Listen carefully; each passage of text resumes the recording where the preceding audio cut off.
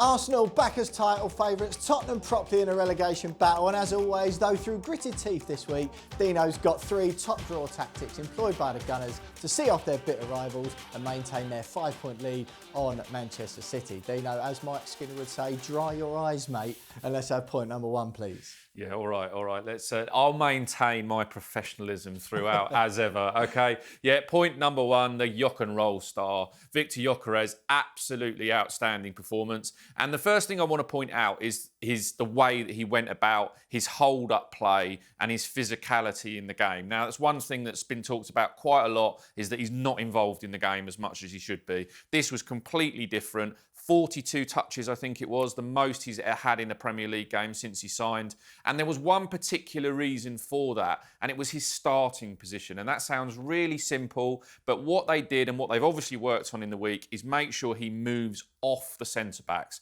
What centre-backs have been able to do against him in recent matches is basically just get tight and get a hold of him. And so then, as a midfield player, it's more difficult to see the pass. You think he's picked up, the pass isn't being played. So what he does, in very simple terms, is step off the back line and just come in a little bit deeper so he can receive the ball to feet. And very, very early in the game, you know I love an early grab, and the way it is, it shows how he steps off the line, and the three Arsenal players are thinking, yes, that's the plan, and beyond them he goes. And the Spurs backline was basically just all over the place. Yeah. What exactly was it? Because to me, it looked like, well, all of a sudden, he's running the channels. He wasn't doing anything differently as such, but Arsenal seemed to be feeding the ball into him a lot more. And there was less examples, or particularly whenever Gyokeres was looking good, there was less examples of it being sort of really cramped and crowded, which you alluded to in the Team Talk show on Thursday. Yeah, so there's exactly that. There's two ways of doing it, right? So I talked about the middle third of the field,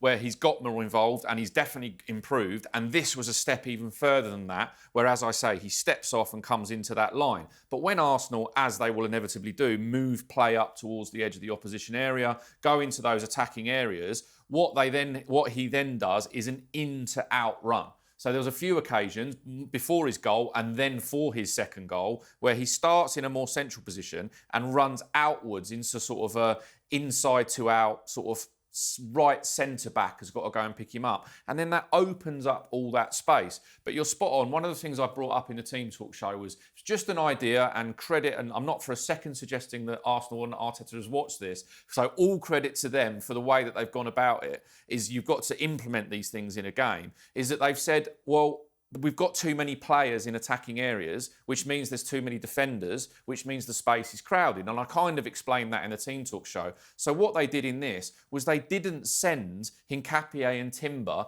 into those number 10 positions, which overcrowds that area. They left them in fullback positions. And that then means that Gyokeres has got more space to make those runs, to drop into that space in between the lines and come and get the ball. And then, in this game, he's got a mate, Eze at number 10, and it will come on to Eze in a minute, but it just means he's not isolated, he's not on his own, and it was really, really clever stuff. And the other thing that they did brilliantly was disrupt the back line. So we know Spurs have got a back three, and therefore, as I said in the Team Talk show, we think he's going to be outnumbered. But what they then identified really early on in the game, there was that break in play where the referee's comms had gone. And what they've identified there, Spurs have gone man v man all over the field. Basuma's chasing Eze. We've got man v man at the back where they've gone Gray on one side and Spence on the other, picking up the wide full-backs. Then the centre-backs are picking up the two sort of wingers/10s. And then you've got Draggers in the middle picking up Gyokeres. So as soon as they go man v man, Arsenal have gone, right, we can just drag them everywhere. So, I've done rope-a-dope in previous episodes. This was more dopes on a rope, to be quite honest, because it was wherever those Arsenal players went, the Spurs players followed. And there's a brilliant grab where Gyokeres has taken one of them wide, and then Trossard has taken one of them inside, and that leaves Mickey van der Ven going, where do I go? Do I go across? And then Arsenal go direct, and they go into Saka, who's run off behind. And it's just a really good example where the Tottenham back three is nothing like a back three. It's just this ridiculous shape that they've lost. But that was because of his movement, him identifying when to come short and when to go in behind, and all round, it was, it was almost like this is going to hurt me saying this, but this is like a Harry Kane show in a North London derby. You know, not just the hold-up play, the link-up play, and then the runs in behind, but then the quality finishes as well. One thing I did notice, Dino, was Dragosan early on in the game in particular, I thought looked really, really good. Every time he was involved or called upon, he seemed to come out on top and do exactly what's required of a centre-back. And I thought, you know, a few Tottenham fans before would have been a little bit worried about having him in that back line against Arsenal. And I thought he did very well. But all of a sudden, sort of as the game wore on, that physicality of Gyokeres seemed to take its toll a little bit. And all of a sudden, he went from sort of starting up here and he just tailed off and looked weaker and weaker as the game went on. Yeah, and he's looked like he can't maintain the physicality in the Premier League so far. I would say that if he was choosing a back line to play against, he'd probably have Dragosin and Palhinha in it. You know, an off-form centre-back who's barely played and a centre midfielder playing out of position, and it's not Christian Romero. No. And you will notice he didn't go very near Van der Ven for most of the game. But again, what he does is that early on, when it's a bit frantic, you're right, Dragosin won a lot in the air, won a few duels, won a few battles. But then, as the game settles, Arsenal get that 70 to 80% possession. It's in a more tactical setup. He then is coming away from those centre-backs and being less involved in that physical battle and more a battle of movement, which he won hands down. And then the moment that was sort of the icing on the cake for me, which has kind of been overlooked, as, you know, this is what we're here for, to identify these bits, is in the build-up to Eza's second goal, in the build-up to Eza's first goal, to begin with, he's holding Dragosin. Quite. And he keeps him out of the way, and then that gives Eza that split second to get his leg up there to do it. And then on Eza's second goal, he comes into feet for the duel, and there's this cute little touch just round the corner, which then obviously Saka and Eza go through. But he's come off the back line again, he drags the defender out, and it's that little cushion round the corner. And as I say, his little mate, his partner in crime in the game, Eza, you know, as a pair, they were close together and they were brilliant as a two. Yeah, I must admit, I noticed a lot more of that from Gyokeres and from Tottenham on the rare occasion you attacked, to be fair, that Spurs attacked, to be fair. Right. But there was quite a few of that. There was quite a few of those balls in, striker quickly turns around the corner. You don't always see that in the Prem. Often you see them holding it up. Why do you think Arsenal were doing that with Gyokeres particularly? Because the back three of Spurs, and it meant that Spurs couldn't push Van der Ven out to go and get Saka. Palhinha was getting dragged around by Trossard. And as we showed, you know, the average position map, you have Trossard, Gyokeres and Eza almost on top of each other because they're using that. They're getting close together as a three so that then the Tottenham defenders are like, who's picking him up? Who's picking who? And that then gave Saka space and also meant that because Gyokeres' hold-up play was good, the other two can play off him. So, yeah, it was a brilliant plan. We know they're going to play a back three. You know, we all assumed Spurs were going to play a back three. We know Van der Ven's the best defender. So we're going to keep it away from him and we're going to completely ruin Gray, Palhinha and Dragosin, who've barely played together. Yeah, absolutely, Dino. One thing I will say as well, Gyokeres, for the first time, we obviously covered it on the Team Talk show last week about one of the questions from the audience was, is he actually getting any better?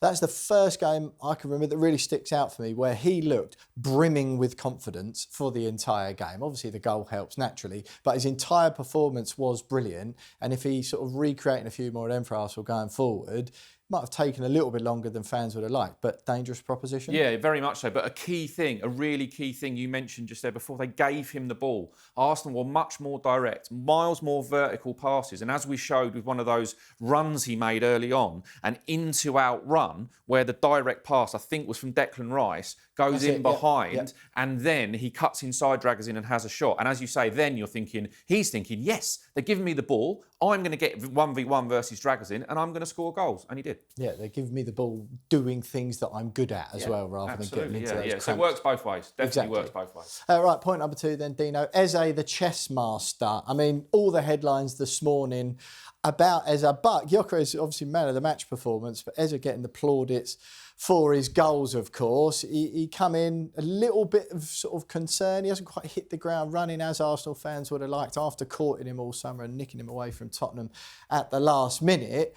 if there's ever a way to endear yourselves with the Arsenal fans, it's scoring in the North London derby. Yeah, he goes into the North London Derby Hall of Fame after 2 North London derbies. I think he scored the same number of North London Derby goals as Thierry Henry and Robin van Persie already. Well, and I wrote the headline in the paper this morning that Eza bought just to KO Spurs. That it feels that way. In double two meanings as well. Yeah, and look, he enjoyed his celebrations and good luck to him, so he should. Did you? Good luck to him. No, I might have turned away on the first one, but yeah, it was. Look, he deserves it. He has had a frustrating time, and let's just say it's difficult for Arteta to admit, but I think most fans and a lot of pundits will be saying, well, why haven't we seen this earlier? I'll tell you what, Dino, just to sort of tee you up on this, one thing I said to you before we come into the studio this morning was Eza is a confusing sort of player, and I can understand why Arsenal fans have been a bit frustrated with what they've seen from him since he's joined, because even yesterday, he's getting loads of plaudits. He sort of doesn't look like he's putting loads of effort in, but he's still really, really effective. Do you know what I mean? Yeah. And that's not a criticism. No, he's deceptively quick, isn't he? He moves, he glides, and he's that sort of player. And I used to talk about that with Berbatov at Spurs. And he goes around the place like it's easy. Almost lackadaisical. You're looking at him, you're thinking, come on, and then he's. But it's the thing about it for me, and that's why I've called it the chess master. I mean, he does love playing chess as well. He's a very, very clever guy, and he plays chess. But one thing for the chess players amongst you is, you're always thinking 1 or 2 steps ahead, maybe even more.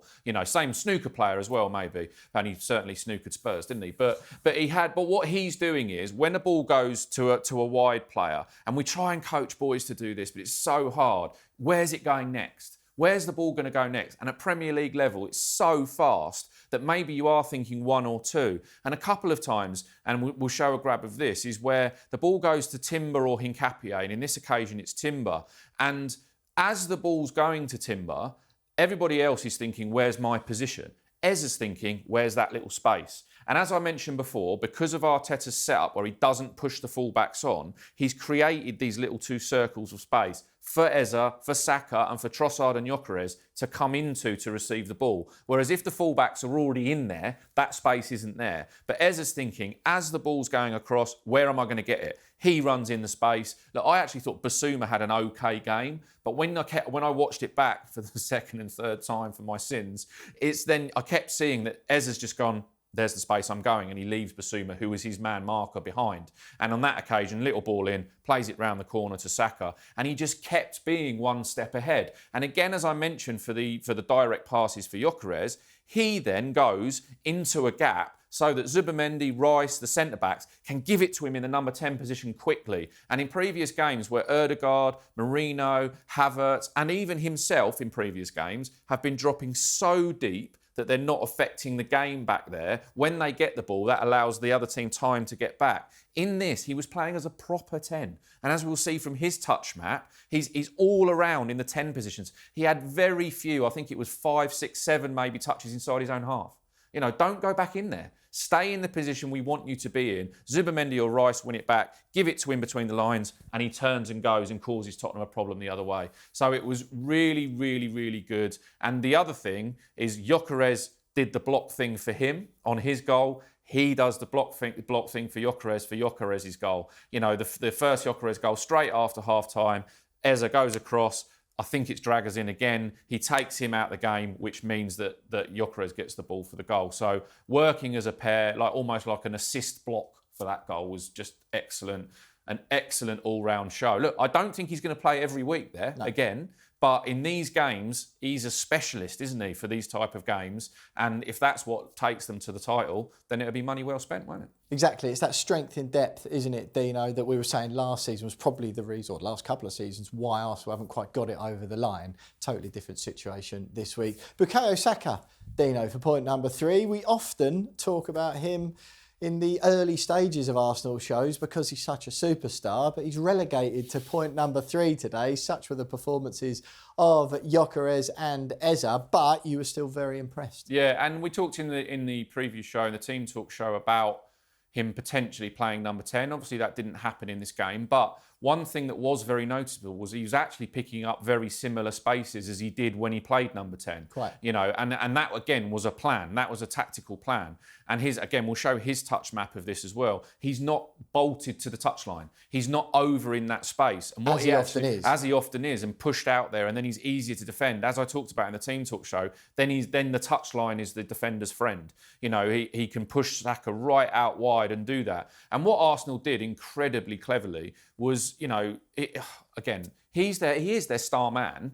He got the new contract this week. He's got the big bucks. And so therefore it kind of gets expected now that he's going to do these things. But we shouldn't just expect it. And what Arteta did in this game was create a tactic against the Spurs back three, which meant it got the best out of him again. So they've worked together. So what they did, again, by Timber not pushing forward as much on that side out of possession, he did it on the overlap. He did it when he played the ball up the line, and then he went to the old classic Gary Neville overlap right back. You know, he did that quite a lot. But what he didn't do was go into that position when Saliba has the ball, which means there's two players over there, which means there's at least three defenders over there, which crowds out Saka's space. So Timber stays deep so that Saka goes. And then what Saka did a lot of the time was go into the corner of the area instead of being wide. Mickey van der Ven's getting attracted in by that Trossard, Gyokeres and Eze triumvirate over there, which means like there's this big open space. And because Jed Spence goes out as the wing back to Timber, who, as I said, hasn't gone forward,